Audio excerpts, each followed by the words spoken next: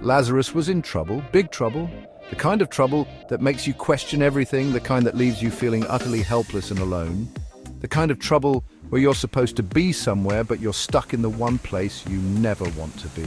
Imagine being trapped, unable to move, knowing that time is running out. Death. Not great for anyone, especially not Lazarus.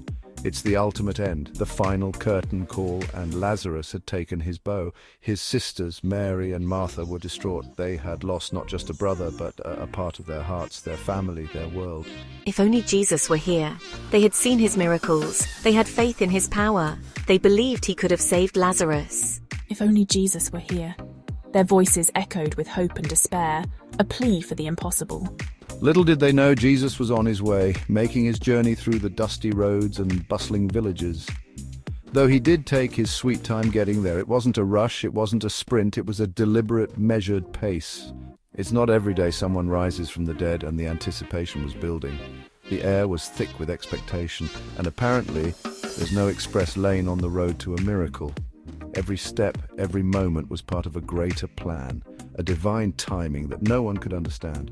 When Jesus finally arrived, the scene was set for something extraordinary. The crowd gathered, whispers of hope and disbelief mingling in the air.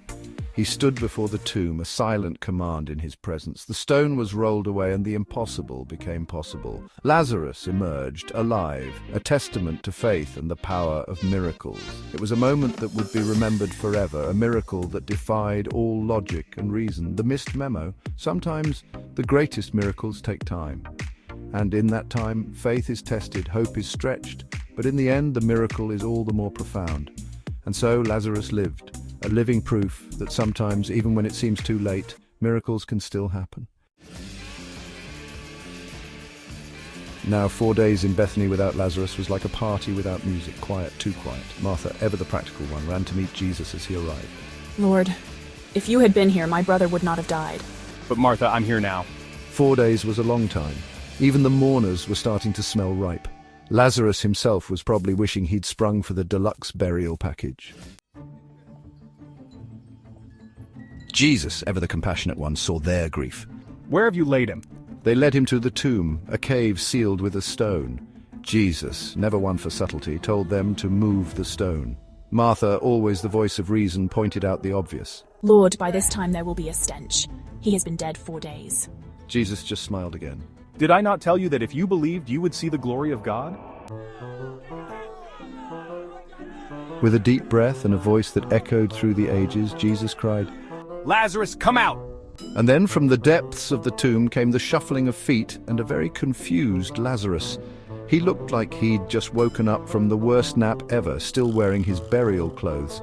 His eyes squinted against the sunlight, and he stumbled forward, trying to make sense of his surroundings. The air was filled with a mix of awe and disbelief as the crowd watched this miraculous event unfold. Dude, where's my chariot? I thought I was supposed to be riding to the pearly gates, not walking back to my house. This isn't exactly the grand exit I had in mind. The crowd gasped, Martha fainted, and Jesus just chuckled. The scene was surreal, almost like a dream. People whispered among themselves, trying to comprehend what they had just witnessed. Some were in tears, others were laughing nervously, and a few were simply stunned into silence. One miracle at a time, Lazarus. Now go get some real clothes, you smell like my dad's sandals, and maybe grab a bite to eat. You've been out for a while, and I'm sure you're hungry. The journey back to life isn't exactly a short one. Lazarus, still bewildered, nodded and began to make his way back home.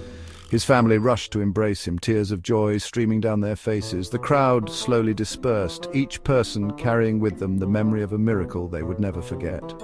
As Lazarus walked away, he couldn't help but smile, knowing that his life had been forever changed by the power of faith and the love of those around him. And so, as the sun set over the ancient city, the story of Lazarus became a testament to the enduring power of hope and the miracles that can happen when you least expect them. Word of Lazarus's resurrection spread like wildfire. It was the talk of the town, the trending topic on Dove Scrolls, ancient Twitter for all you youngsters, the ultimate clickbait. Lazarus, now dubbed Lazarus the Twice-Lived, became an instant celebrity. Everyone wanted to know what it was like on the other side. Did they have good Wi-Fi? Was it true about the harp music? It's all a bit of a blur, really, but let me tell you, nothing beats a good second chance at life.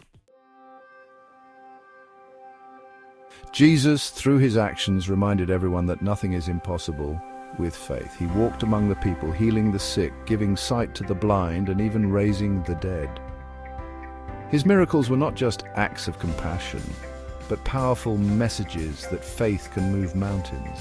In every village he visited, he left behind a trail of hope and transformation. People who had given up on life found new reasons to believe. They saw in him a beacon of light that pierced through their darkest hours. He showed that even in the face of death, hope can bloom and life can find a way. The story of Lazarus is a testament to this.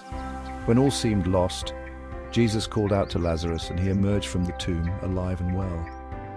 This miracle was a profound statement that death does not have the final say.